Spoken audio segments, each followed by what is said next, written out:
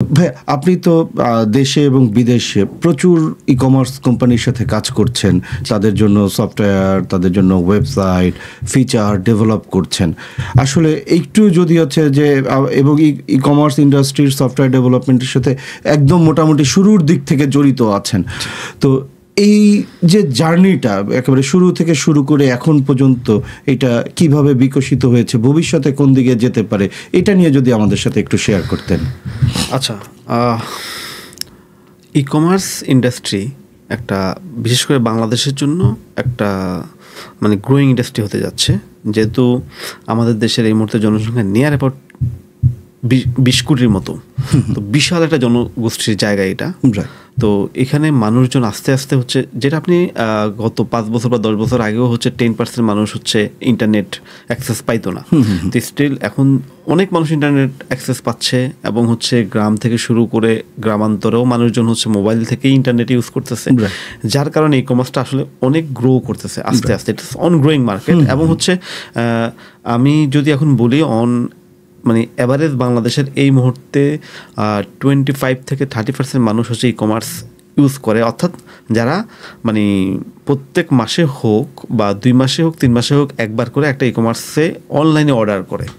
এবং এই সংখ্যাটা আমার কাছে যেটা মনে হয়, আপনি যদি এখন থেকে 5 ইয়ার্স অর্থাৎ 2029 বা 30 সাল যদি বলেন, 30 সাল নাগাদ আমার কাছে মনে হয় এই সংখ্যাটা বাংলাদেশের মোটামুটি হচ্ছে 50 to 60% প্লাস মানুষ অনলাইনে কেনাকাটা করবে। কারণ হচ্ছে এখন যারা আমাদের ইয়াংরাই কিন্তু তখন হচ্ছে পুরোপুরি মানে পূর্ণাঙ্গ জনশক্তিতে রূপান্তর হবে, তাদের বাইং ক্যাপাসিটি বেড়ে যাবে, তাদের অনলাইনের প্রতি ট্রাস্ট, এবং অনলাইন যেই আমাদের যারা হচ্ছে এইজেবল, অর্থাৎ এখন যাদের বয়স হচ্ছে আপনার 50+, ওরা কিন্তু অনলাইনটা আসলে বুঝে না।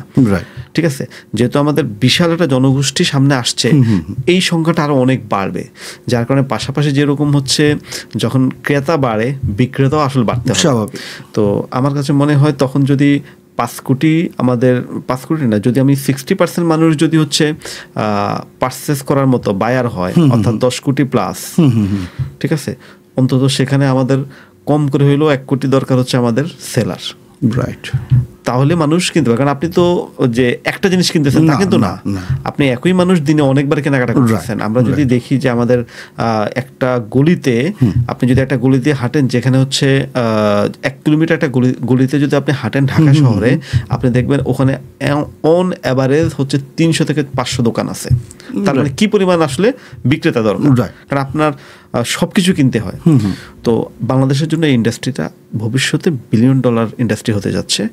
এবং শুধু এটা না, আগে তো পাড়া মহল্লা যে দোকানদার সে তো নিজের এলাকায় বিক্রি করতো, এখন হচ্ছে অনলাইনের সুবাদে আমাদের যেটা হচ্ছে, আপনি নিজের দেশ ছেড়েও কিন্তু বাইরেও আপনি সেল করার মতো সুযোগ সুবিধা চলে আসতেছে। আপনার যদি একটা জিনিস চিন্তা করেন, আমরা যেটাকে হচ্ছে ক্রস বর্ডার ই কমার্স বলে থাকি, যদি ওইটা পুরোপুরি আমরা আসলে অলরেডি ধীরে ধীরে ক্রস বর্ডারের আমরা পা দিয়ে ফেলেছি, এখন ওইভাবে গণহারে শুরু করা হয় নাই, কিছু প্রতিবন্ধকতা তো আছে আমাদের, ইনশাআল্লাহ এটা কেটে যাবে। তো ওইটা যদি সেরে যায় তাহলে আপনি চিন্তা করেন ওয়ার্ল্ড ওয়াইড আপনাদের জন্য বিশাল একটা আসলে অপরচুনিটি আমি মনে করি। তো আসলে এটা আমাদের জন্য অনেক বড় একটা ইন্ডাস্ট্রি হতে যাচ্ছে।